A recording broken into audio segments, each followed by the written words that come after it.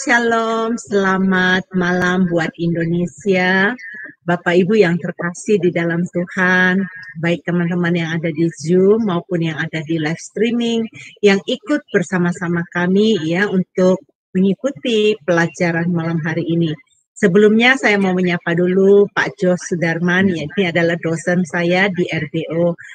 Salam Pak Jos, apa kabar? Shalom, Beni, baik Bu. Oh, puji Shalom Bapak Tuhan. Ibu. Shalom ya, Bu Esti, shalom ya.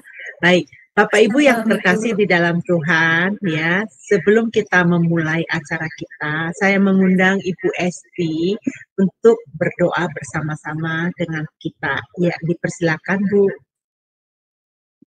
Ya, mari kita sebelum mulai kegiatan kita malam hari ini kita berdoa. Bapa di dalam surga, terima kasih ya Tuhan buat kasih dan penyertaan-Mu yang luar biasa di sepanjang hari ini ya Bapa. Hingga pada saat ini kami masih diberikan kesempatan untuk kami boleh bersama berkumpul, bertemu dalam via Zoom online ini ya Bapa. Kami bersyukur, kami rindu untuk terus belajar kebenaran firman-Mu Tuhan yang akan disampaikan oleh Bapak Jas Sudarman ya Bapa. Biarlah apa yang beliau sampaikan itu benar-benar membekali kepada setiap kami untuk kami mempersiapkan diri kami untuk menyenangkan dan mempermuliakan nama-Mu ya Bapa. Mari Tuhan, Engkau urapi Bapak dosen kami ini ya Tuhan. Engkau terus tambahkan hikmat parifat yang daripadamu ya Bapa, sehingga apa yang beliau sampaikan itu benar-benar dapat memberikan kami kekuatan energon untuk kami lebih bergairah lagi mencari kebenaran firman-Mu ya Tuhan. Biar setiap kami boleh benar-benar meresponi kebenaran firman-Mu di dalam setiap kehidupan kami sehari-hari. Terima kasih Tuhan, kami siap untuk mendengarkan kebenaran di dalam nama Tuhan Yesus. Haleluya. Amin. Amin, amin. Terima kasih untuk Bu Esti ya, untuk doanya buat kita. Bapak Ibu, sebelum kita memulai acara ini, izinkan kami untuk menayangkan profil dari narasumber kita. Dipersilakan. Salam semua, kami dari Sema Adonai dengan bangga memperkenalkan pembicara kita, yakni Bapak Pendeta Jas Sudarman. Dan berikut adalah profil singkat dari beliau. Terlahir dengan nama Jas Sudarman Lawanto. Dilahirkan di kota Palembang pada tahun 1967. Terlahir dalam keluarga Kristen. Tahun 1983, beliau sudah terlibat dalam pelayanan kaum pemuda dan organisasi gereja di GMI, Gereja Metodis Indonesia di Palembang. Beliau menyelesaikan studi sarjana ekonomi di Universitas Tridinanti Palembang, meraih gelar Magister Teologi di STT Bethel Indonesia, STTBI Jakarta, dan menyelesaikan studi program doktoral serta meraih gelar Doktor Teologi di STT Kadesi Yogyakarta. Seiring itu menjadi pembicara pada interdenominasi gereja seperti di GPDI, GBI, GRJA, Full Gospel Fellowship, dan mengadakan seminar rohani di GSKI Yogyakarta. Sebagai tim pengembalaan di GSKI Kebun Jeruk Jakarta dan dosen tetap di STT Ukumene Jakarta. Bekerja di beberapa perusahaan multinasional sejak tahun 1995 hingga tahun 2019 sebagai National Manager di bidang Sales Marketing. Beliau sudah berkeluarga sejak Desember tahun 1994 serta sudah dikaruniai satu orang anak tunggal yang sudah bekerja. Pengalaman dalam pelayanan. Mulai tahun 1999 hingga tahun 2002 sebagai wakil FE Family Altar di GBI Bandung. Dari tahun 2008 hingga sekarang atau now sebagai tim penggembalaan di GSKI Rehoboth Kebun Jeruk Jakarta Barat. Terlibat dalam pendirian BPCO mulai dari awal dan mundur pada bulan Mei 2023. Penulis buku Memahami 3 Pilar Pengajaran GSKI. Demikianlah profil dari narasumber kita ya. Kalau Bapak Ibu yang sudah mengikuti Zoom Sema Adonai dan YouTube Sema Adonai selama ini, Pak Jos sudah pernah memberikan pengajaran Freedom in God, ada tema-temanya dan ada pelajaran-pelajarannya di YouTube Sema Adonai, saya sudah buat playlistnya ya. Baik, Bapak Ibu yang terkasih, mari kita memberikan waktu ini kepada Pak Jos. Dipersilakan Pak. Terima kasih Bu Eni. Shalom Bapak Ibu. Halo. Terima kasih atas kesempatannya untuk kita sama-sama belajar kebenaran firman Tuhan. Yang malam ini saya mengambil tema Kristianos. Oke, saya akan masuk slide. Oke, ya. Sudah ya? Sudah Oke. Pak, sudah bagus. Oke, Kristianos ya Bapak Ibu. Apa sih Kristianos itu? Oke. Bapak Ibu, kalau kita baca di dalam Kisah Para Rasul 11 ayat 26, boleh Bu Heni baca? Belum dibuka Bu, mic-nya Bu. Benar. Kisah Para Rasul 11 ayat 26. Ya. Mereka tinggal bersama-sama dengan jemaat itu 1 tahun lamanya, sambil mengajar banyak orang di Antiokhia lah. Murid-murid itu untuk pertama kalinya disebut Kristen. Ya, terima kasih. Bapak Ibu, Kristianos dalam bahasa Yunani-nya itu berarti adalah orang yang dihubungkan dengan Kristus, atau kita kenal dengan pengikut Kristus. Nah, menjadi pengikut Kristus itu kita diminta untuk menjadi serupa dengan Kristus. Serupa dengan Kristus. Nah, serupa dengan Kristus itu Bapak Ibu, apa sih? Dalam hal ini kita harus meneladani hidupnya. Serupa dengan Kristus atau menjadi pengikut Kristus artinya kita diminta meneladani hidupnya. Gaya hidupnya, cara hidupnya. Sehingga kita layak menyandang sebutan Kristianos atau Kristen, pengikut Kristus. Jadi itu bukan hanya sebutan status saja, tapi itu benar-benar menunjukkan kita meneladani hidupnya Tuhan Yesus. Nah, Bapak Ibu, kita belajar untuk menjadi pengikut Tuhan Yesus atau menjadi pengikut Kristus. Kita harus belajar dan apa yang diajarkan oleh Tuhan Yesus atau apa yang diminta oleh Tuhan Yesus kita harus ikuti. Kalau tidak, kita tidak layak. Walaupun kita beragama Kristen, walaupun kita aktif dalam pelayanan, bahkan sekalipun kita pendeta, hamba Tuhan, tetapi kalau kita tidak meneladani hidupnya atau tidak mengikuti perintahnya, maka kita tidak layak menjadi murid-murid Kristus. Kita baca di Matius 16 ayat 24 Bapak Ibu. Saya akan bacakan karena ini sudah tampil ayatnya ya. Matius 16 ayat 24, lalu Yesus berkata kepada murid-muridnya, perhatikan, setiap orang yang mau mengikut aku, ia harus menyangkal dirinya, memikul salibnya, dan mengikut aku. Setiap orang yang mau mengikut Tuhan, setiap orang yang mau disebut Kristianos, ia harus menyangkal dirinya, memikul salibnya, dan mengikut aku, kata Tuhan.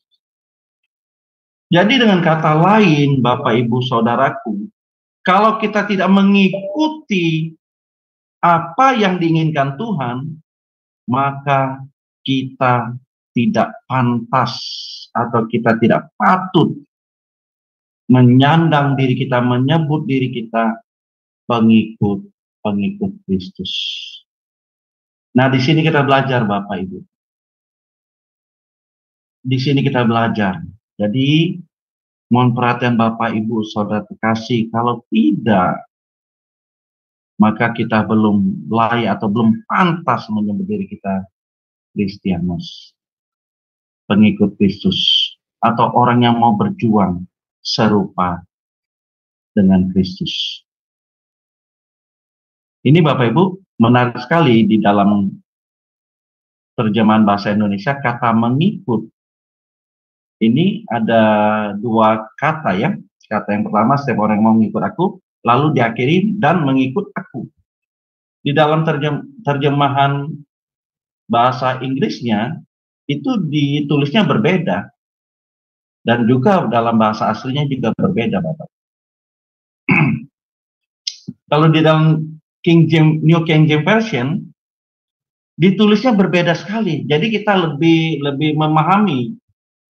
Nah, kalau di dalam New King James Version ditulisnya apa? Then Jesus said to his disciples, if anyone desires to come after me. Nah, ada kata after, kata mengikut. To come after me. Let him deny himself and take up his cross and follow me. Kata mengikutnya itu ya. Ada kata yang pertama tadi, after. Lalu diakhiri kata mengikutnya itu dengan menggunakan kata follow.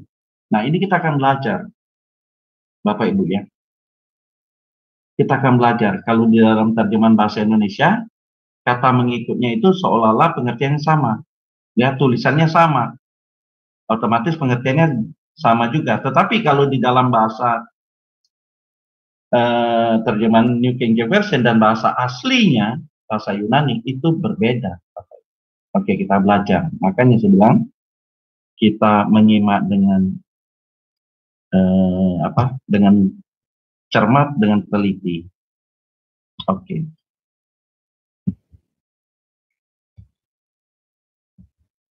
Nah, kata mengikut yang pertama, menggunakan bahasa Yunaninya opiso. Opiso. Tadi di dalam apa? New King James Version, come after me, betul ya? Come after me, after. Opiso itu berarti apa? Back, arti dalam bahasa Inggrisnya back, behind, after, afterward. Di belakang, setelah itu. Jadi kata mengikut yang pertama ini menunjuk kepada posisi atau tempat. Artinya apa? Dari kalimat yang diucapkan Tuhan Yesus ini, kita mengetahui bahwa setiap orang yang mau mengikuti Tuhan Yesus, dia harus berada di posisi di belakangnya Tuhan Yesus. Jadi yang pertama Bapak Ibu, kata mengikut itu menunjuk kepada posisi atau tempat kita berada di belakangnya Tuhan Yesus atau setelahnya Tuhan Yesus.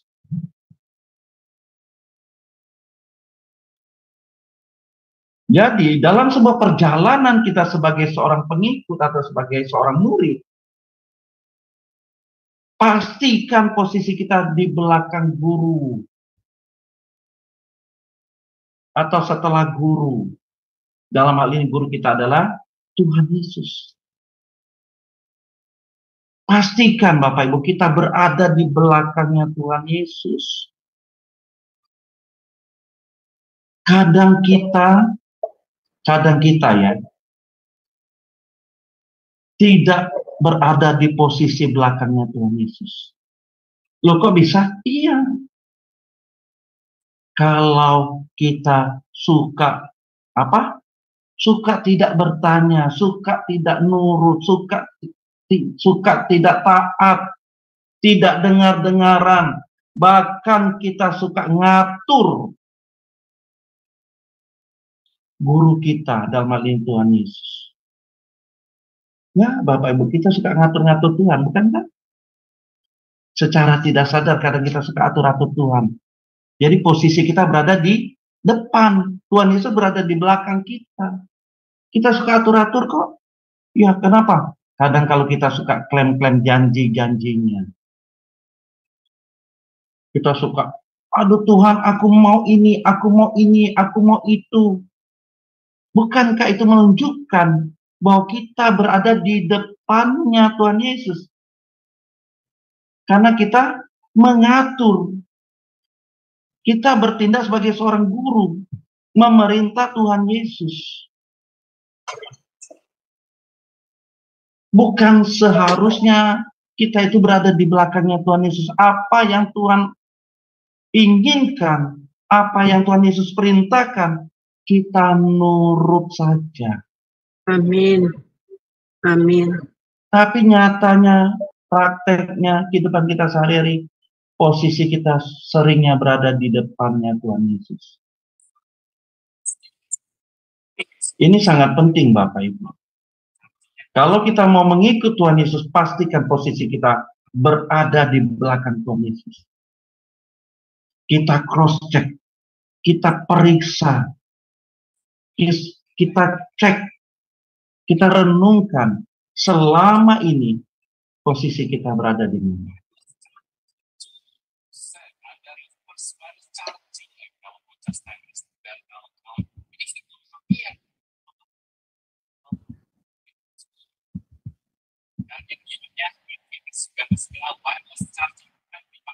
Bapak Ibu, dalam tradisi Yahudi, seorang guru begitu dihormati sehingga seorang murid patut menunjukkan pengabdian kepada guru sama seperti budak kepada majikannya. Bayangkan Bapak Ibu, dalam tradisi Yahudi, murid itu seperti budak kepada majikannya. Kecuali dalam satu hal yang sangat rendah, yaitu membuka tali kasut. Tetapi Tuhan Yesus pernah membasuh kaki murid-muridnya. Oh, bayangkan Bapak Ibu. Tuhan Yesus memberi teladan bagaimana dia melayani murid-muridnya. Loh, sekarang kalau kita terbalik, kita ngatur-ngatur Tuhan, kita klaim janji-janjinya, kita mau keinginan kita yang dipenuhi oleh Tuhan, bukannya keinginan atau kehendak Tuhan yang kita harus lakukan. Bukannya kita bertindak seperti budak, seperti hamba, tapi sebaliknya kita yang menjadi majikan. Kadang terbolak-balik ya Bapak Ibu. Malam ini Bapak Ibu, kita sungguh-sungguh harus berubah dan bertobat. Makanya tadi saya tekankan, dicek, diperiksa, di cross check. Sekarang posisi kita berada di mana? Kalau tidak Bapak Ibu, selamanya kita tidak akan mungkin menjadi murid Kristus. Kalau posisi kita terus berada di depan, Tuhan Yesus di belakang. Terbalik itu. Terbalik itu Bapak Ibu.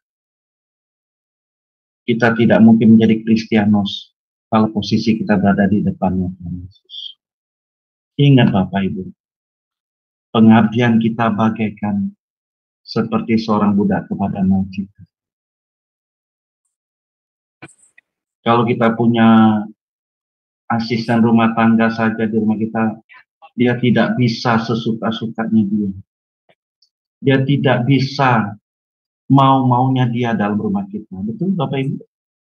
Kita yang ngatur kok. Karena dia membantu kita, melayani kita. Nah sekarang kita, siapa kita ini Bapak Ibu? Dan kita ketahui bersama kita ini sudah ditebus oleh darahnya yang suci, oleh darahnya yang tidak bercacat dan tidak bersalah, tercurah di kayu salib untuk menebus dosa-dosa kita.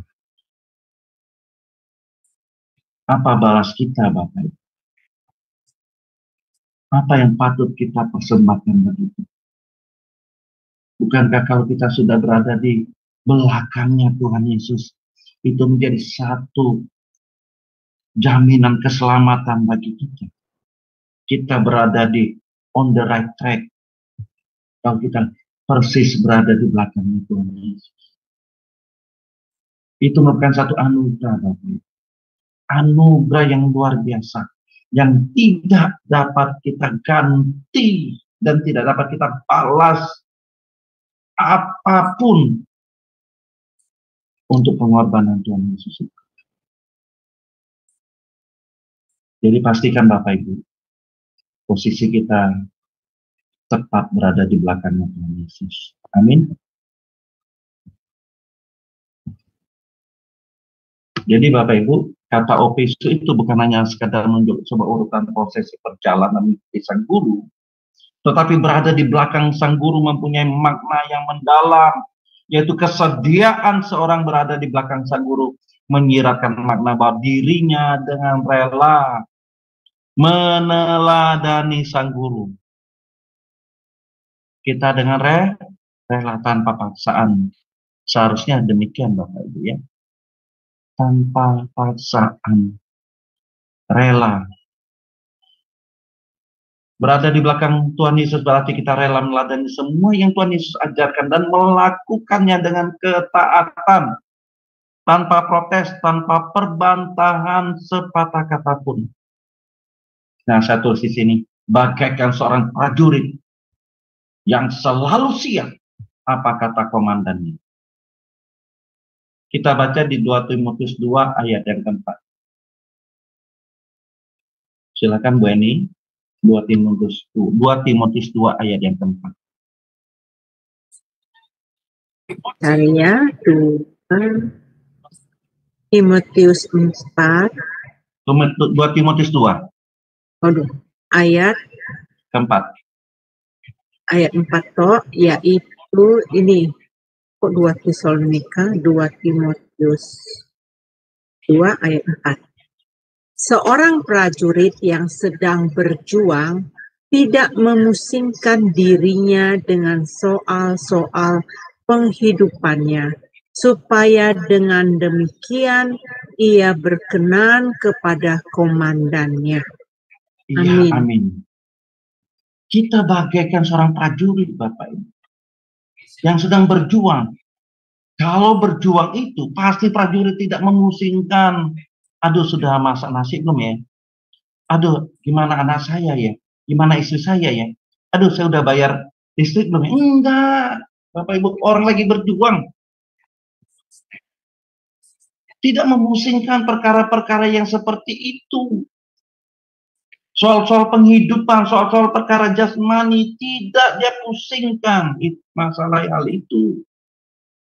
Tetapi bagaimana dia siap berjuang, bertempur, melakukan yang terbaik, supaya ia berkenan kepada komandan.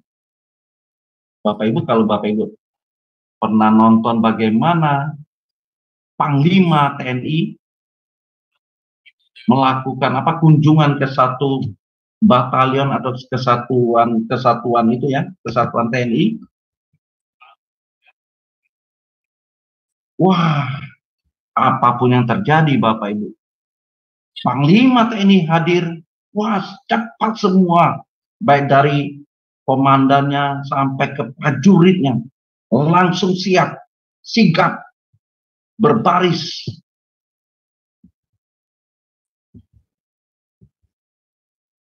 Ya kan? Mereka tidak memusingkan perkara-perkara itu. Apa kata komandan yang mereka katakan, siap. Apapun itu Bapak Ibu. Nah, sekarang bagaimana Bapak Ibu pengiringan kita mengikuti Sang Guru Agung kita? Apakah pengiringan kita merupakan keputusan pribadi kita tanpa paksa? Apakah motivasi pengiringan kita selaras dengan kehendak Tuhan? Apakah hendaknya sudah sama dengan kehendak kita? Apakah kita bersedia dengan kerelaan dan ketaatan untuk meneladani apa yang diajarkan dan dilakukannya? Ini kita jawab dalam hati saja, Bapak. Keteladanan Tuhan Yesus itu menjadi kita harus taat kepada Allah Bapa di surga. Seperti Tuhan Yesus sudah taat kepada Bapaknya. Dengan taat sampai mati, bahkan sampai mati di kayu salib, di Filipi 2 ayat 8. Tuhan Yesus taat. Dia menjalankan misi dari Allah Bapa untuk menyelamatkan manusia. Dan itu dibuktikan dengan ketaatannya sampai mati di kayu salib. Hendaknya kita juga demikian Bapak Ibu. Karena kita sudah ditebus oleh Tuhan Yesus, maka kita juga harus taat, patuh, tunduk apa yang menjadi kehendak Tuhan Yesus, apa yang menjadi kehendak Allah Bapa. Kita lakukan itu dalam kehidupan sehari-hari, sehingga menunjukkan kita berada di posisi belakangnya Tuhan Yesus. Oke Bapak Ibu, sekarang kita masuk kata menyangkal. Ya, kata menyangkal. Kata menyangkal dalam bahasa Yunani-nya aparneomai. Aparneomai. Nah Bapak Ibu, kata ini sudah mengandung sebuah ajakan yang mengharuskan orang menyangkal dirinya. Jadi di dalam ayat yang tadi kita baca, jadi dalam bahasa Indonesia ada kata harus, harusnya tidak perlu lagi. Kenapa? Karena kata aparneomai itu sudah mengandung ajakan yang mengharuskan orang menyangkal dirinya. Jadi pengertian aparneomai memiliki gagasan suatu ajakan dan kerelaan untuk berpaling dari kepentingan diri sendiri untuk melakukan kepentingan Allah. Jadi rela berpaling dari kepentingan diri sendiri untuk melakukan kepentingan Allah, bahkan diartikan apa? Melupakan diri sendiri, melupakan kepentingan diri sendiri. Bayangkan Bapak Ibu. Jadi tidak boleh ada sedikit pun atau satu pun kepentingan diri kita, tidak boleh ada sama sekali. Itu pengertian aparneomai, menyangkal. Jadi kita harus dengan kerelaan melakukan hidup ini untuk kepentingan Allah. Dalam hidup ini kita melakukan kepentingan Allah, kehendak Allah. Kita lupakan kepentingan kita. Kita lupakan diri kita. Yang ada hanya Allah saja. Yang ada hanya kepentingan Allah saja.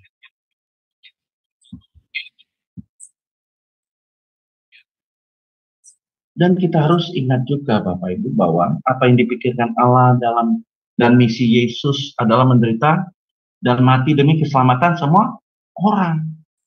Sedangkan apa yang dipikirkan murid adalah kepentingan pribadi mereka ketika mereka mengikut Yesus.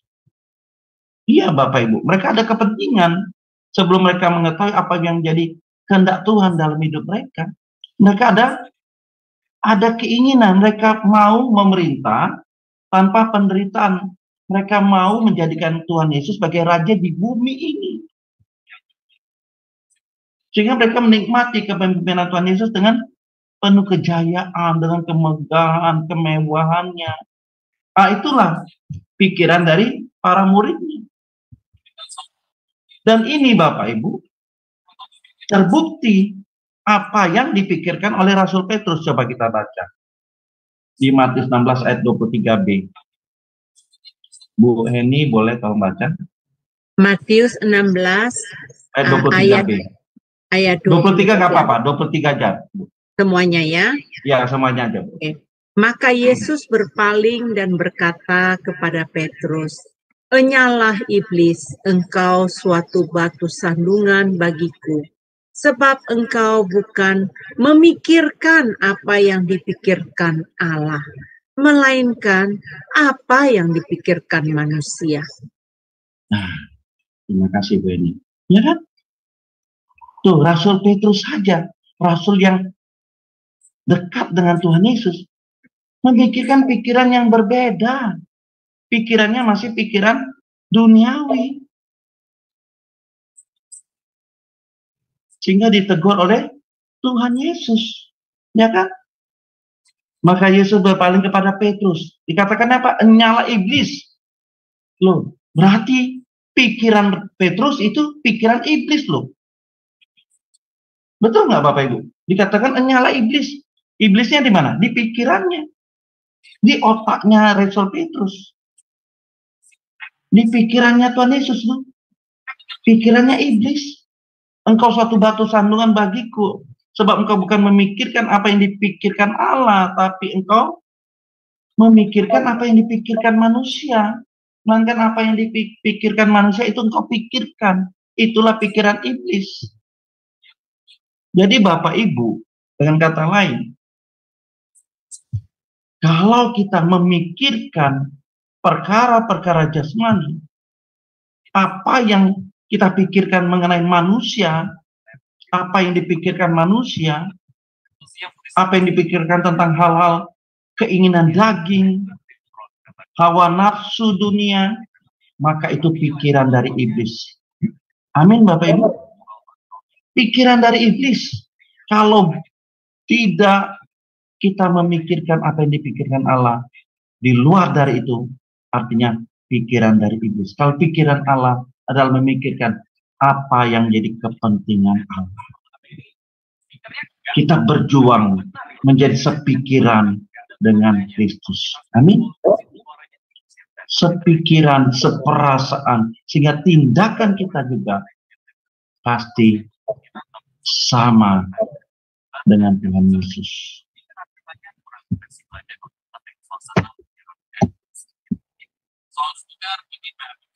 Jadi Bapak Ibu, agenda pribadi atau kepentingan diri sendiri yang dimiliki para murid yang jelas bertentangan dengan agenda dan kepentingan Tuhan.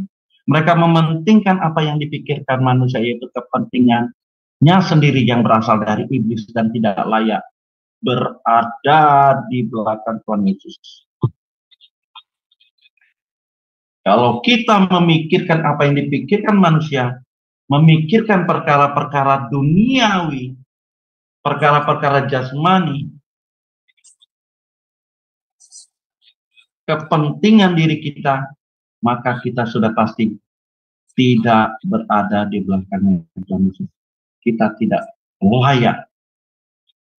Opiso. Kita tidak menempatkan diri kita berada di belakangnya Tuhan Yesus. Lalu pertanyaannya, Pak, masa nggak boleh, Pak? Ya Bapak Ibu, kalau perkara-perkara jasmani, kalau makanya firman Tuhan katakan di Timotius, cukup makan dan minum. Ya kan? Udah cukup makan, cukup minum.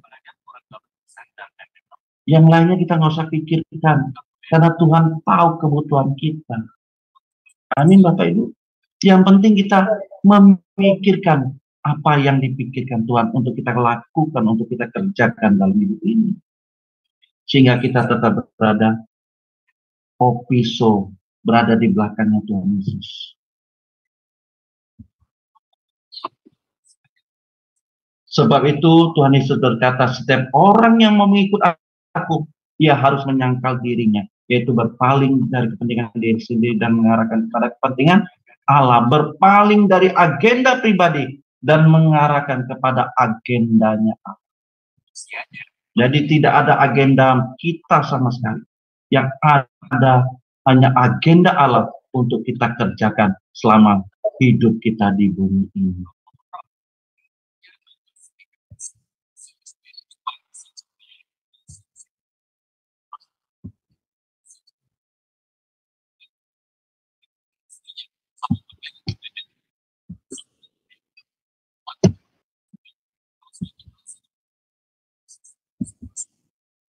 Jadi Bapak Ibu, kita harus sangkal atau kita melupakan segala pikiran dan kepentingan pribadi kita, dan mari kita berjuang untuk melakukan apa yang Allah pikirkan atau yang Allah kehendaki untuk kita lakukan dalam hidup. Memang kadang kita ada ya atau tidak gitu ya dalam pikiran kita ya. Aduh ini benar enggak itu? Aduh ini Benar nggak gitu? Ini salah nggak ya? Yes dan no berperang dalam pikiran kita. Tapi malam ini kita putuskan, kita yes bagi kepentingan Allah, yes untuk Allah, dan no bagi diri kita, no untuk kepentingan diri kita. Amin Bapak Ibu. Kalau tidak Bapak Ibu, kita belum menyangkal diri kita. Kita belum menyangkal diri kita. Kalau kita belum menyangkal diri kita, pastinya kita belum berada di belakangnya Tuhan Yesus. Jadi kita harus sangkal segala sesuatu yang bukan berasal dari Allah. Ada amin Bapak Ibu? Oke. Aduh memang berat nih Bapak Ibu. Oke. Berat untuk dilakukan Pak.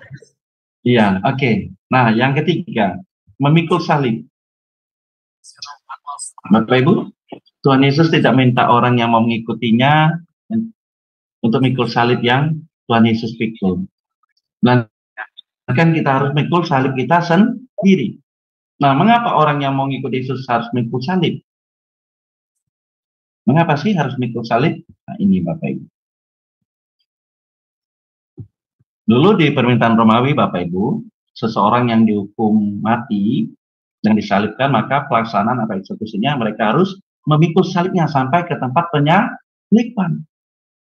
Maka seperti Tuhan Yesus, dia harus memikul salibnya sampai ke bukit Golgota. Ya, itu aturan dari pemerintahan Romawi, kerajaan Romawi pada masa itu.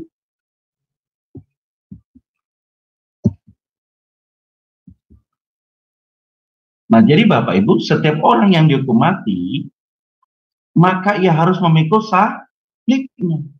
Jadi, seorang yang dihukum mati, maka ia harus memikul salib. Jadi, memikul salib berarti mati. Nah, ini. Sehingga kepada murid yang mau mengikutinya, Tuhan Yesus mengajak untuk mereka memikul salibnya masing-masing. Apa? Dengan tujuan mereka mati. Nah ini kok mati Pak? Apa maknanya? Maka ada istilah mati sebelum mati. Ada istilah mati sebelum mati. Artinya apa? Matikan kedagingan kita, matikan keduniawian kita sebelum kita menutup mata di bumi ini. Ya, kalau tidak Bapak Ibu, kalau kehidupan kita masih mengikuti keinginan daging kita, keinginan duniawi kita, maka kalau kita mati, masuk surga nggak kita? Layak nggak kita disebut anak Tuhan? Layak nggak kita menyandang diri kita bahwa kita ini Kristianos? Kan enggak ya? Karena kita harus matikan keinginan daging. Tadi ingat tadi.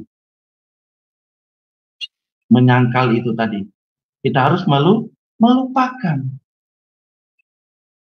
Rela melupakan kepentingan kita. Yang ada hanya kepentingan Tuhan dan agenda Allah saja.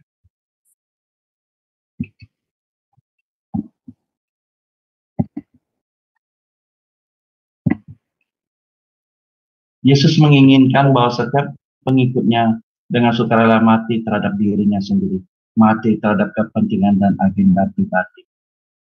Jadi Bapak Ibu, kalau kita masih ada agenda pribadi kita, masih ada kepentingan diri kita, maka kita belum mati bagi Tuhan.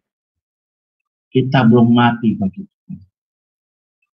Tapi kita diajar malam ini, yuk kita matikan kepentingan kita, kita matikan keduniawian kita, kedagingan kita, dan kita hidup bagi Tuhan, hidup untuk kemuliaan Tuhan. Amin, Bapak Ibu? Amin.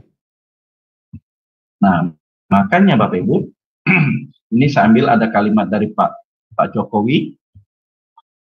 Ya, Pak Jokowi pernah berkata kepada para menteri, katanya seperti ini, tidak ada visi para menteri, yang ada hanyalah visi presiden. Artinya apa? Jadi para menteri sebagai pembantu presiden hanya menjalani visi presiden. Mereka tidak boleh menjalankan agenda yang lain. Mereka harus sudah mati dari kepentingan pribadi atau kelompoknya dan hanya menjalankan kehendak dan kepentingan presiden saja. Itu yang dikehendaki oleh Pak Jokowi kepada para menterinya. Tidak boleh ada visi para menteri. Yang ada hanyalah visi presiden. Mereka bekerja untuk melakukan visi presiden. Nah, sekarang kita orang percaya yang sudah ditebus oleh darah Tuhan Yesus, loh kok masih ada agenda pribadinya, kepentingan pribadinya yang diutamakan daripada kepentingan Tuhan? Kok ada? Loh kan kita ini kan disebut hamba budak loh. Kalau budak itu yang manut ya bahasa Jawanya ini. Manut. Apa tuh? Udah manut aja deh, nurut aja deh. Apa yang diperintahkan Tuhan, dikehendaki Tuhan, kita ngikut orang budak. Jadi orang percaya seharusnya kita menyalipkan diri dari keinginan pribadi. Yang ada hanya melakukan apa yang sudah dilakukan oleh Tuhan Yesus 2000 tahun yang lalu. Yaitu apa? Kita melakukan kehendak Allah dan menyelesaikan pekerjaannya. Yohanes 4 ayat 34. Jadi Bapak Ibu, kita tidak boleh ada agenda pribadi, tidak boleh ada visi kita lagi. Kita melanjutkan estafet pekerjaan Tuhan Yesus 2000 tahun yang lalu, yaitu apa? Melakukan kehendak Allah dan menyelesaikan pekerjaannya yang dipercayakan kepada setiap kita. Dan suatu saat kita akan pertanggungjawabkan itu saat kita menghadap tata pengadilannya. Tuhan Yesus akan meminta pertanggungjawaban setiap kita, apa yang kita sudah kerjakan selama kita hidup di bumi ini. Kita akan menghadap tata pengadilan Kristus. Siapkah kita mempertanggungjawabkan itu? Seperti para menteri, mereka harus mempertanggungjawabkan apa yang sudah dipercayakan oleh presiden kepada mereka. Mereka harus pertanggungjawabkan itu, supaya mereka tidak di-reshuffle atau mereka tidak diganti. Kalau kita, gimana Bapak Ibu? Kita mungkin tidak di-reshuffle, tapi kita sekali selama-lamanya. Sekali untuk selama-lamanya loh Bapak Ibu. Hidup kita ini cuma sekali dan untuk selama-lamanya. Kalau sampai kita gagal melakukan kehendak Allah dan tidak menyelesaikan pekerjaannya, aduh Bapak Ibu, kalau di reshuffle masih ada kesempatan ya, kita bisa kerja lagi. Kalau kita sudah check out dari dunia ini dan tidak melakukan kehendak Allah dan menyelesaikan pekerjaannya, waduh Bapak Ibu, aduh, tragis deh, tragis Bapak Ibu. Makanya Bapak Ibu, ada perkataan seperti ini Bapak Ibu. Kegagalan-kegagalan yang kita hadapi selama ini, kegagalan apa itu, misalnya kegagalan kita dalam studi misalnya, kegagalan dalam bisnis, kalaupun kita ada kegagalan dalam keluarga, itu enggak masalah. Kegagalan itu tidak masalah gitu. Tetapi ada satu kegagalan kita yang tidak boleh kita gagal, yaitu apa? Kalau kita gagal melakukan kehendak Allah. Kalau kita gagal melakukan kehendak Allah, maka resikonya Bapak Ibu, kita akan binasa kekal selama-lamanya. Kita tidak boleh gagal dalam melakukan kehendak Allah. Tidak boleh gagal. Resikonya kebinasan kekal. Tragis kalau seperti itu Bapak Ibu. Jadi kalau kegagalan yang selama ini kita alami itu belum gagal, masih ada kesempatan, masih ada hal lain yang kita bisa kerjakan. Tapi kalau satu ini kita gagal melakukan kehendak Allah, sungguh tragis kehidupan kita. Mari ada kesempatan Bapak Ibu, kita berubah dan bertobat. Kita mau melakukan apa yang menjadi kehendak Allah dan kita selesaikan pekerjaan Tuhan yang dipercayakan Tuhan pada kita, supaya saat kita bertemu muka dengan Tuhan, kita disebut hamba yang setia. Hamba yang setia. Masuklah dalam kerajaan surga dan menjadi anggota keluarga kerajaan. Ada amin Bapak Ibu? Amin. Jadi dalam hal ini kita menyelesaikan pekerjaan yang Tuhan Yesus percayakan kepada kita masing-masing, ya Bapak Ibu. Pasti ada Bapak Ibu yang Tuhan percayakan kepada kita. Pasti ada. Tidak mungkin tidak ada, pasti ada. Tapi kalau belum ada, kita minta kepada Tuhan. Tuhan, tolong, apa yang harus aku lakukan dalam hidup saya sekarang ini, supaya waktu aku menutup mata, aku sudah finish well, aku sudah selesaikan dengan baik, aku sudah menyelesaikan dengan baik, aku sudah menyelesaikan semua itu dengan baik.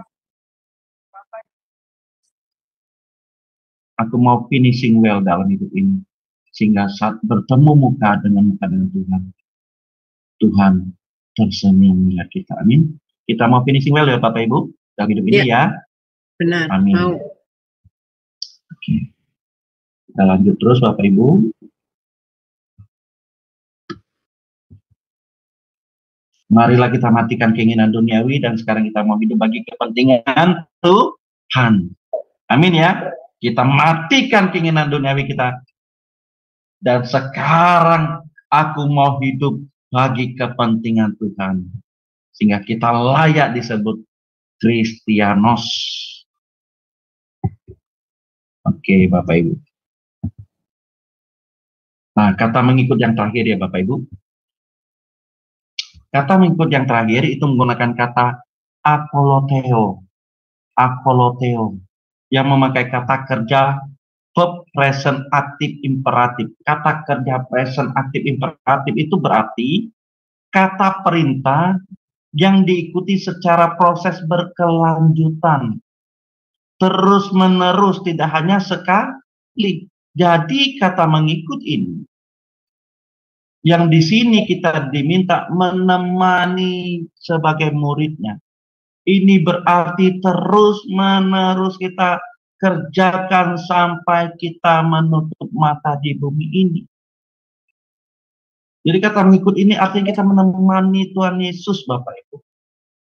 Kita menemani Tuhan Yesus artinya kita mengikuti apapun perintahnya dan bertindak sebagai muridnya dalam segala situasi dan sampai akhir hidup kita. Mari Bapak Ibu, proses ini harus kita lakukan. Ingat Bapak Ibu, kalau kita menjadi murid Kristus di bumi ini merupakan satu anugerah yang luar biasa.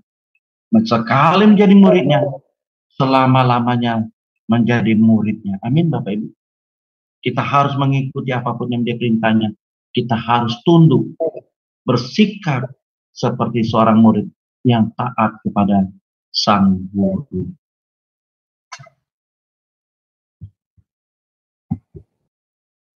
Jadi Bapak Ibu, ini slide terakhir. Kita harus sadar posisi kita di belakang Tuhan. Untuk menjadi Kristianos, kita harus sadar posisi kita berada di belakang Tuhan.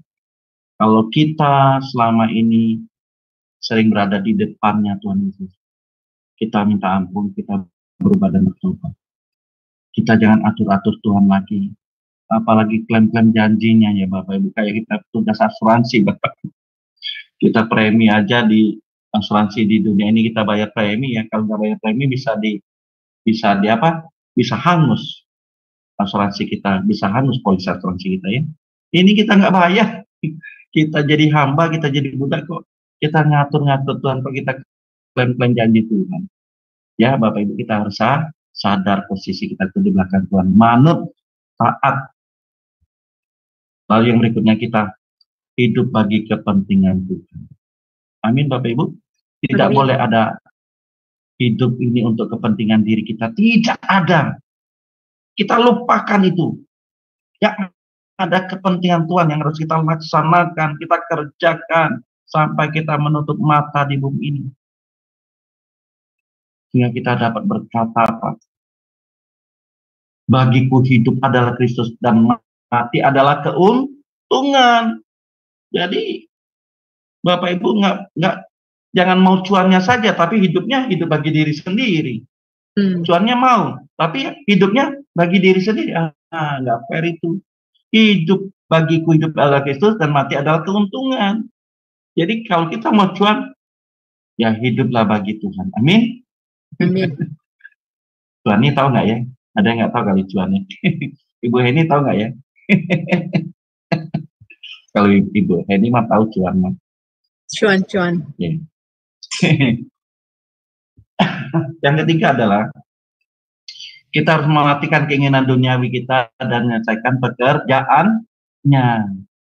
Jadi kita matikan keinginan duniawi kita ya Bapak Ibu. Kalau masih ada keinginan duniawi kita pasti posisi kita tidak berada di belakangnya Tuhan Yesus, dan kita tidak mungkin hidup bagi kepentingan Tuhan, apalagi menyelesaikan pekerjaan. Tidak mungkin Bapak Ibu. Jadi urutannya itu harus benar Bapak Ibu. Ya, pastikan posisi kita berada di belakang sehingga kita dapat taat. Kita dapat hidup bagi Tuhan. Kita bisa mematikan keinginan duniawi kita dan kita menyelesaikan pekerjaannya Tuhan. Sehingga kita dapat apa? Menemani sebagai muridnya Tuhan sampai akhir hidup kita. Ada amin? Amin. Ini jelas sekali Bapak Ibu. Tapi harus ingat posisi kita dulu. Tempatkan posisi kita di belakangnya Tuhan Yesus. Kalau kita di depan tidak mungkin kita melakukan apa yang dikehendaki Tuhan, Bapak. Ingat Bapak Ibu. Pastikan posisi itu kita berada di belakangnya Tuhan Yesus sehingga kita tepat on the right track. Kita finishing well. Matikan keinginan duniawi kita sehingga kita menemani. Sekarang kita hidup menemani Tuhan sebagai muridnya. Sehingga kita sampai selama-lamanya jadi muridnya, menjadi anggota keluarga kerajaannya. Waduh Bapak Ibu. Tapi ingat Bapak Ibu. Ingat apa? Posisi kita. Tempat kita berada di mana. Jangan membelakangi Tuhan Yesus dan mengatur-ngatur Tuhan Yesus. Sadari kita ini murid Bapak.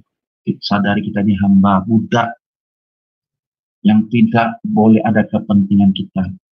Tidak ada satu bagian pun dalam diri kita berhak memilikinya. Semua hidup kita milik Tuhan. Amin. Everything we have belongs to God. Tidak ada milik kita. Kalaupun ada kita miliki saat ini, itu hanya titipan. Itu hanya titipan saja. Supaya kita kelola dengan baik. Supaya kita kelola semua yang ada pada kita seturut kehendak Tuhan.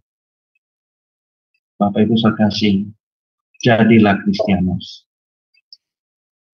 Sadari posisi kita harus sangkal diri kita, segala sesuatu yang tidak sesuai dengan kepentingan Tuhan, kita sangkali keinginan daging kita sangkali keinginan pribadi kita, yang ada agenda Allah. Matikan keinginan duniawi kita, dan kita hidup bagi Tuhan, dan selama-lamanya kita mau menemani Dia sebagai muridnya, sehingga kita layak disebut Kristianos. Tuhan Yesus memberkati. Oke. Terima kasih Pak Jos. Pelajaran yang sangat ya. Saya stop share dulu. Saya Pak. Sudahkah stop share-nya? Belum, masih ada Pak.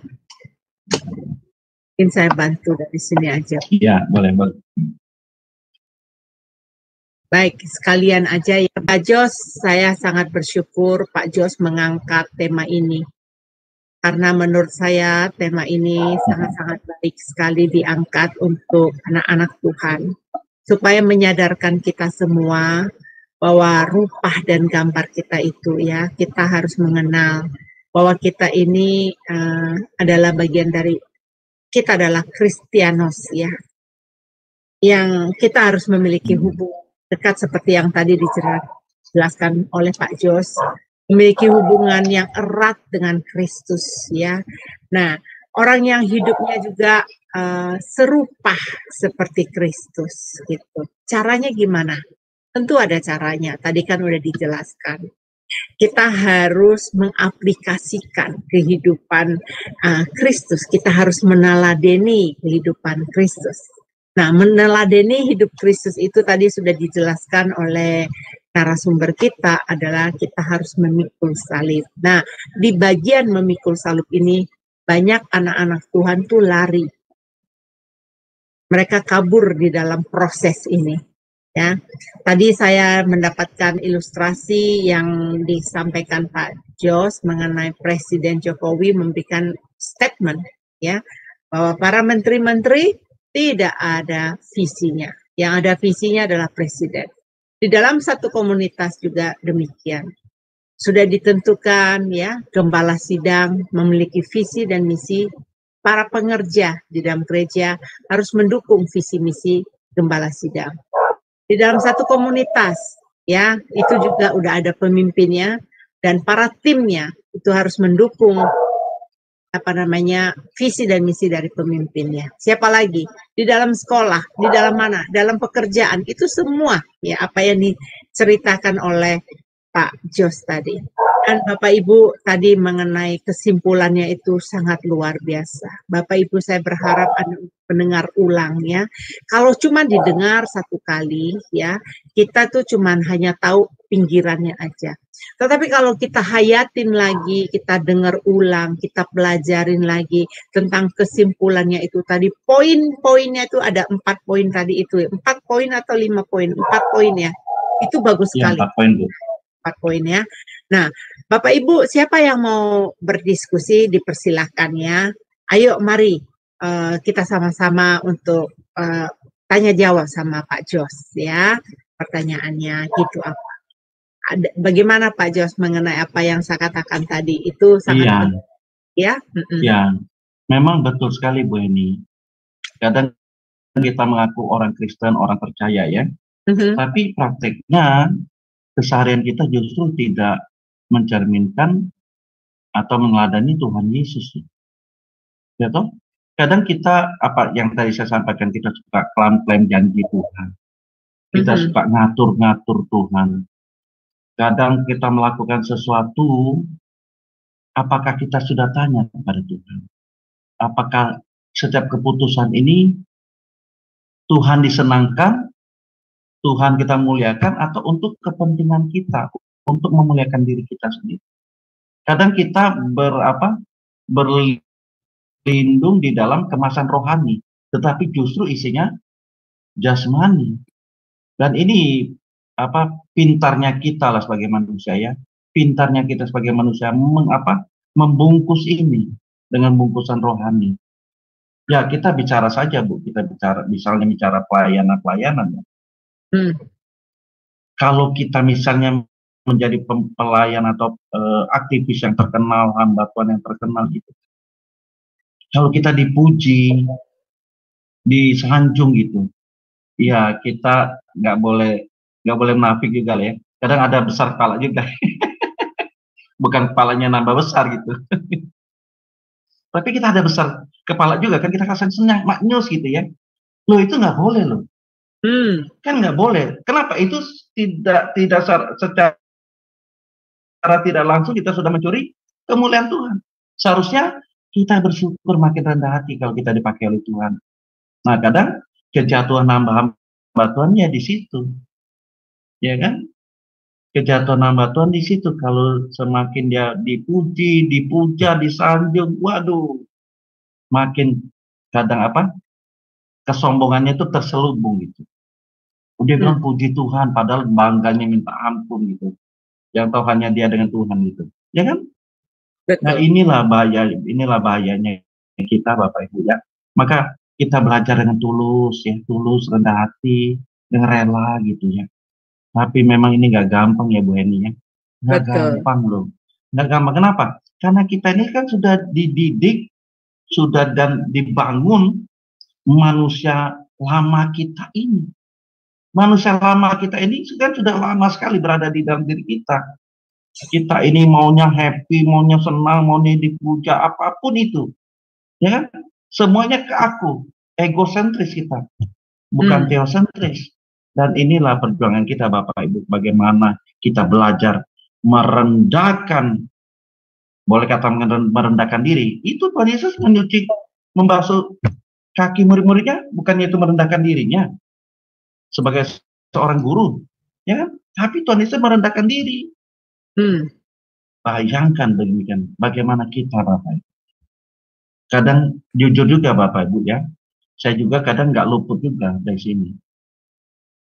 Coba kalau kita, misalnya kita diperintah begitu, kadang kita ego kita muncul ya, lu perintah nggak tahu ya, saya ini lebih senior. Apalagi kita sudah misalnya menyandang predikat PDT gitu ya. Lu nggak tahu, gue ini sudah PDT lu baru PDP. Apa tuh PDP? Penjaga depan pintu. Gua PDT, apa? Penjaga depan tembok. Iya, sama-sama lah gitu ya. Jadi artinya ada demikian loh Bapak Ibu. Apalagi tadi disinggung oleh Bu Heni kan masalah organisasi kan. Ya, udah ada visi, ada misi. Kadang kita selip juga, ada selipin gitu, maksudnya visi kita, misi kita juga, kalau pun itu kadang kita nggak secara langsung gitu ya, ada demikian. Makanya Bapak Ibu, ini saya saksikan juga ya Bapak Ibu, saya baru bertemu beberapa hari yang lalu seorang gembala Bapak Ibu, bagaimana dia dihianati oleh orang terdekatnya Bapak Ibu, oleh PDM-nya, PDM lainnya, dia masih PDM. Bagaimana dihianati, hampir 80% jemaatnya diambil sama dia buka gereja baru. Padahal si gembala ini percaya pula masih PDM-nya ini. Tapi PDM-nya ini buka gereja baru dengan mengambil domba-domba atau jemaat yang digembalakan oleh gembalanya itu 80% semua pindah oleh PDM ini. Sakit nggak Bapak Ibu? Dia bilang, Pak, bukan sakit lagi, suakit dan bukan sakit lagi, suakit deh. Iya, 80% jemaatnya loh Bapak Ibu pindah loh. Itu mohon maaf, kolektornya langsung drop. Ya gitu. Iyalah Bapak Ibu, ya Bu, ini 80% Bu, langsung drop loh. Ya, sekarang gimana ini? Dia bertanya loh, kok bisa gini? Rupanya ada misi atau visi dari PDM-nya itu yang mau jadi gembala, sehingga dia ngambil, mencurilah dombanya si gembalanya sendiri, dihianatilah gembalanya sendiri.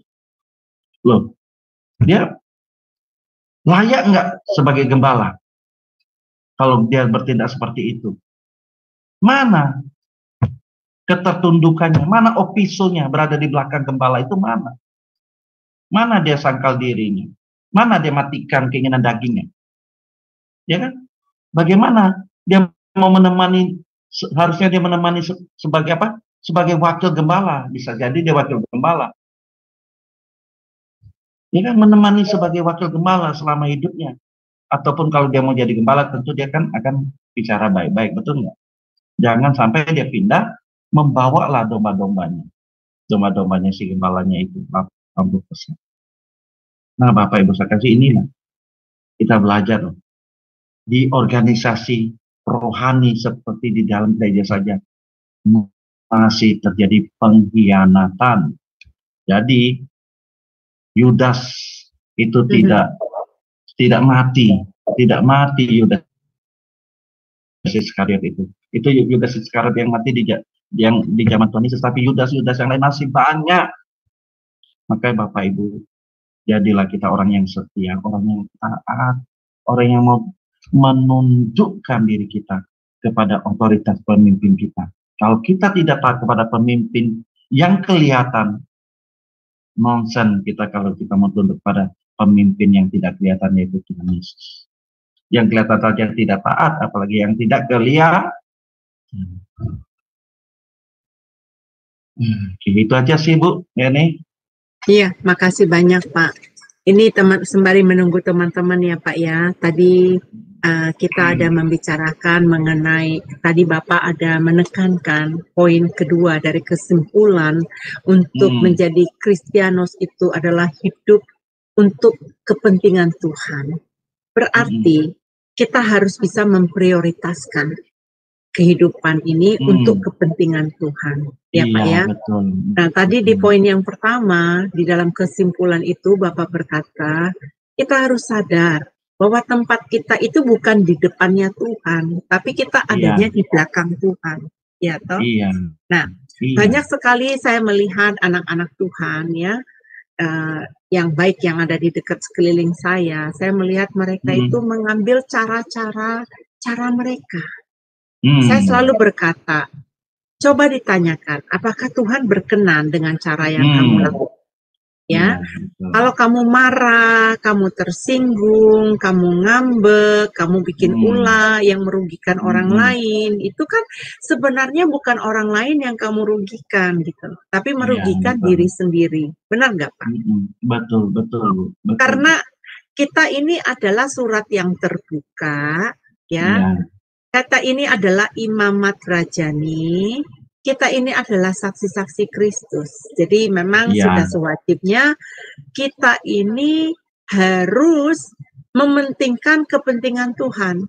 Kalau mengikuti kepentingan diri saya sendiri, saya bisa ngamuk loh Pak. Saya bisa ngamuk, saya bisa marah, saya bisa, belum tahu saya yang lama ya Pak ya, ini yang lama ya. Keluar ya monsternya Ibu. Kalau ketemu dengan teman-teman saya yang lama sama orang lingkungan yang lama, mereka pasti bilang, wah si Henny udah berubah sekarang, jauh dia berubah. Beda ininya, bukan memuji ya, ini nggak boleh ya, tetapi kebetulan hari ini dia nggak masuk ya, ada beberapa.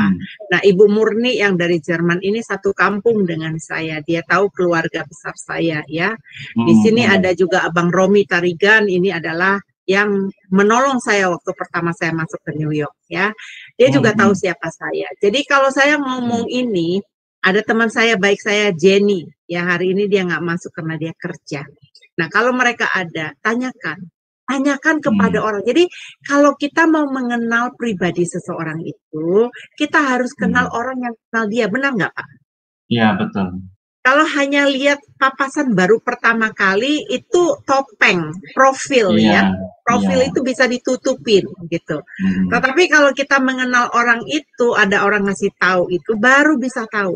Contoh ya Pak ya. Saya kan diomongin macam-macam di Facebook, dituduh yang macam-macam. Kemudian orang yang tidak mengenal saya, mereka mengatakan, wih si Henny itu rupanya begini modelnya. Saya kalau di Amerika ini Pak dikatakan namanya dirty look. Lihatnya kayaknya seperti nggak enak ya, gitu kalau berpapasan. Sudah diomongin, wah macam-macam Pak omongannya. Nah, tetapi ada orang yang disadarkan. Satu waktu saya ke supermarket, nggak jauh dari rumah saya. Saya nggak mengenal dia bisa minta maaf. Kenapa dia bisa minta maaf? Ternyata dia baru tahu siapa Henny yang sebenarnya. Dia panggil saya Ibu Pendeta, saya bilang saya bukan Ibu Pendeta.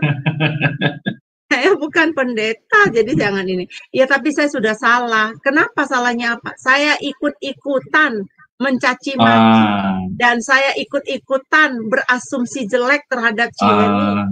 Sedangkan saya baru tahu ternyata Cihenny ini rupanya berbeda dengan apa yang mereka omongkan. Jadi waktu kemarin saya juga sama Eda Yovana, ada kebetulan ya sering masuk ke sini, nggak jauh dari rumah saya. Saya sudah kenal dia hampir 20 tahun kenal saya di Amerika. Jadi dia sering masuk ke Zoom sini. Dia juga bilang, Eda udah beda kali Eda sekarang sama Eda yang dulu katanya. Eda Henny udah beda kali katanya. Iya, kenapa? Kenapa saya mau mengatakan demikian? Karena gini Pak Jos, sebagai anak Tuhan, kita harus berani melepaskan segala perbuatan-perbuatan yang tidak berkenan di hadapan Tuhan. Supaya yang tadi itu kita bisa disebut adalah Kristianosnya Tuhan. Orang yang dekat sama Tuhan, orang yang menjalin hubungan sama Tuhan. Ada nih Pak, pinter buat renungannya Pak. Wih, Pak Ciami kalau buat renungan Pak. Tetapi di dalam praktek kehidupan sehari-harinya, taringnya masih kuat Pak. Taring masih kuat. Nah, apakah itu yang menyenangkan hati Tuhan? Enggak kan Pak? Nah, ini kebetulan tema ini memang sangat bagus Bapak angkat ini. Saya mudah-mudahan teman-teman yang ada di live ya saat ini bersama-sama kami, tolong bagikan pelajaran ini ke teman-temannya. Jadi mungkin Bapak Ibu juga baru pertama kali dengar dari Pak Jos ya, apa itu Kristianos gitu. Saya juga banyak belajar hari ini. Itu Pak. Itu yang saya katakan tadi Pak. Betul. Banyak orang tidak memprioritaskan Tuhan. Iya. Betul. Jadi Bapak Ibu, kalau boleh ini kalimat yang saya perlu sampaikan bahwa segala sesuatu dalam hidup ini, di mana Tuhan disenangkan, di mana Tuhan dibahagiakan, maka kita harus lakukan itu Bapak Ibu. Kalau untuk kebahagiaan kita atau kesenangan kita tunda dulu. Kita tidak boleh lakukan itu. Yang penting adalah kebahagiaan Tuhan atau kesenangan Tuhan yang kita utamakan dalam hidup ini. Itu saja yang kita perkarakan dalam hidup ini. Kalau Tuhan tidak disenangkan, kalau Tuhan tidak dibahagiakan setiap keputusan kita, maka itu harus kita tunda atau harus kita batalkan itu semua. Sehingga kita benar-benar menjadi Kristianos yang sejati. Iya. Puji Tuhan. Amin. Amin. Saya boleh baca ayat 1 ya Pak ya. Di Galatia 2 ayat 20 ya. Ini yang memotivasi saya dulu waktu saya baca. Jadi waktu dibaca bukan asal dibaca, tetapi kita betul-betul kita gali dan kita mau terapkan dalam hidup kita ya. Yang berbunyi gini, Galatia 2 ayat 20. Namun aku hidup, tetapi bukan lagi aku sendiri yang hidup, melainkan Kristus yang hidup di dalam aku. Dan hidupku yang kuhidupi sekarang ini di dalam daging adalah hidup oleh iman dalam Anak Allah yang telah mengasihi aku, yang menyerahkan dirinya untuk aku. Jadi kalau memang kita hidup, ya kita ini untuk hidup untuk Tuhan. Amin. Ya, luar biasa. Jadi kita sadar bahwa kita bukan kita lagi, tetapi Kristus yang ada dalam hidup. Amin. Jadi saya sering membicarakan kepada teman-teman pelayanan, ya kita ini adalah duta-duta Kristus ya. Kita ini adalah mengibarkan bendera kerajaan sorga. Nah, kalau kita melakukan hal yang tidak menyenangkan, gitu ya, itu sudah mendukakan hati Bapa. Ya toh? Jadi itu lebih bagus. Coba kita sekarang, kita mau menyenangkan diri kita, boleh menyenangkan diri kita, tapi barometernya firman ya Pak ya. Iya. Benar nggak Pak Jos? Betul. Jadi betul. Bukan menyenangkan diri terus kita lupa apa yang kata firman. Jadi kalau kita lakukan terus firman katakan apa? Jadi kita nggak boleh melakukan hal yang tidak berkenan di hadapan Tuhan. Saya senang Bapak angkat topik ini sekarang. Benar-benar. Saya berharap teman-teman semua ya mengambil komitmen. Tidak ada kata terlambat. Saya waktu masuk Amerika, saya sudah menjadi anak Tuhan, Pak Jos. Saya sudah lahir baru, tetapi karena dulu saya di Amerika, mata saya hijau, Pak Jos. Lihat dolar. Kerja 7 hari non-stop. Karena yang dikejar dolar. Satu waktu duit saya banyak. Oh, di taman di sini saya duduk, ya. Terus dengerin khotbah Pak Erastus mengenai Yerusalem baru. Kita punya apa di dunia ini? Mati nggak bawa apa-apa. Ukuran kuburan 2x1. Saya disadarkan. Kemudian saya mengambil komitmen. Saya harus berhenti kerja weekend. Nah, itu tantangannya berat. Karena kerja weekend di Amerika gajinya double. Umpamanya contoh dapat $100, jadi $200. Kan sayang dilepas itu 2 hari $400. Ya, itu tantangannya berat. Tetapi karena aku bilang hidupku bukannya aku lagi tetapi dia yang ada ini, aku harus belajar untuk mengatakan cukup kerja 5 hari. Dan saya mengambil kerja 5 hari dan mulai dari weekend itu saya komitmen saya cari sekolah Alkitab dan akhirnya saya sekolah Pak. Setiap weekend setelah gereja saya belajar sampai saya selesai di wisuda. Itu saya. Jadi ada teman-teman yang dengar yang dari New York tahu kan ya, yang satu kelas dengan saya, ya pasti tahu siapa saya gitu. Nah itu nggak gampang Pak. Jadi menata hidup balik. Jadi setelah tinggal di Amerika, hidupnya sudah glamor, yang maunya berfoya-foya, mau hidupnya kayaknya gimana, penampilan juga harus aduhai begitu. Kemudian saya bisa mengatakan cukup. Saya tidak mau diperhambakan oleh barang-barang yang bermerek, barang-barang diamond ini yang perhiasan beling-beling. Saya sudah tidak mau diperhambakan. Tetapi gambar diri saya bukan penampilan saya pakai tas Louis Vuitton, Chanel, bukan. Saya punya perhiasan, bukan. Tapi gambar diri saya, jati diri saya itu adalah bagaimana saya menghidupkan Kristus dalam hidup saya. Supaya orang bisa melihat bahwa ada Kristus. Ini berhubung karena tema dari Pak Jos, makanya saya bersaksi.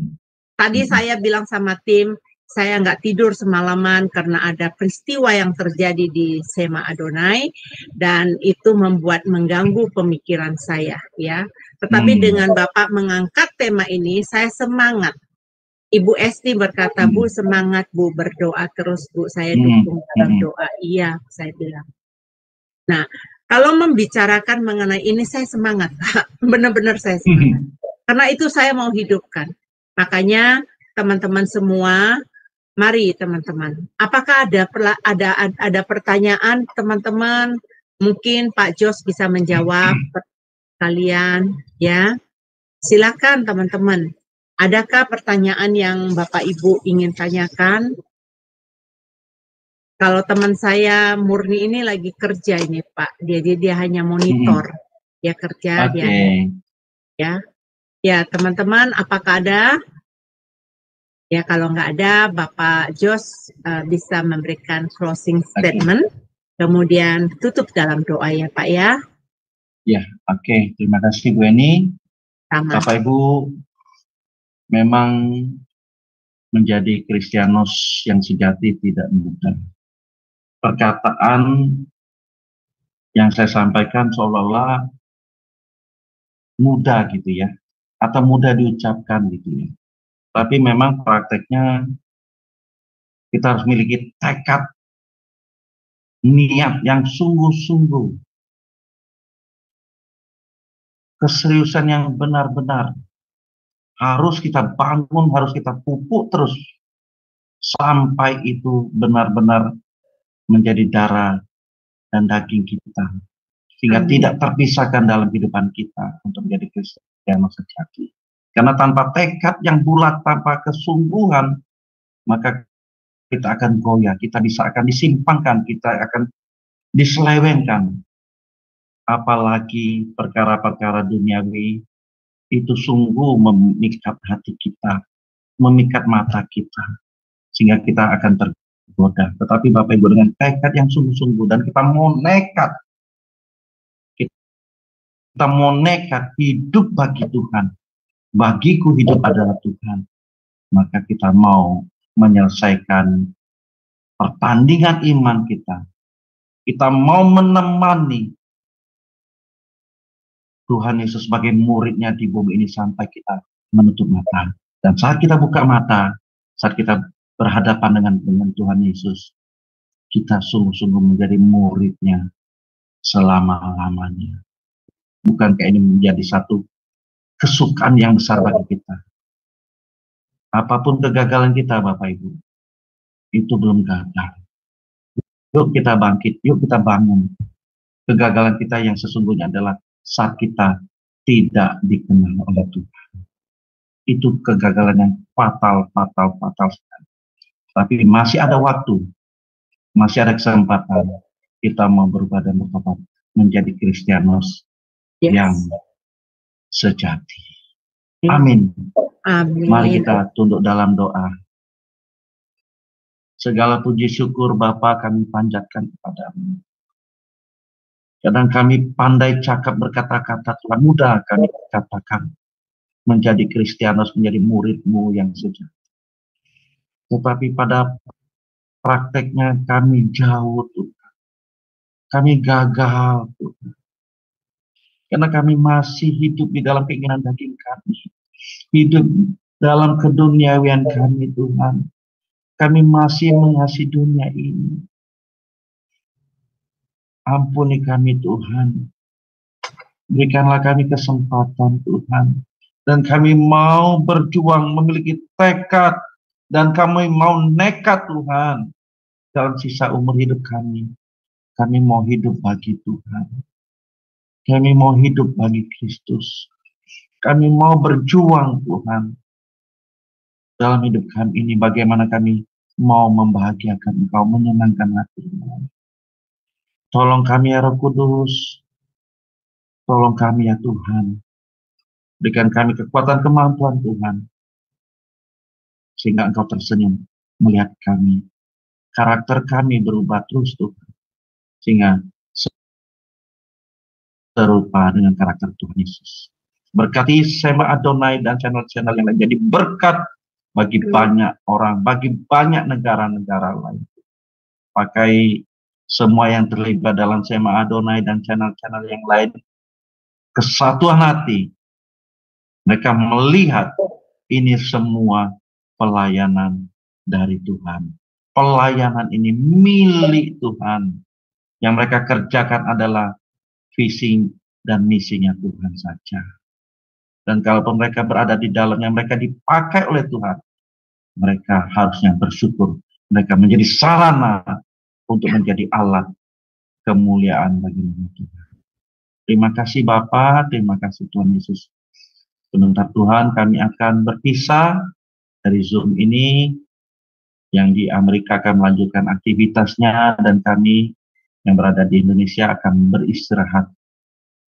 Terima kasih Tuhan.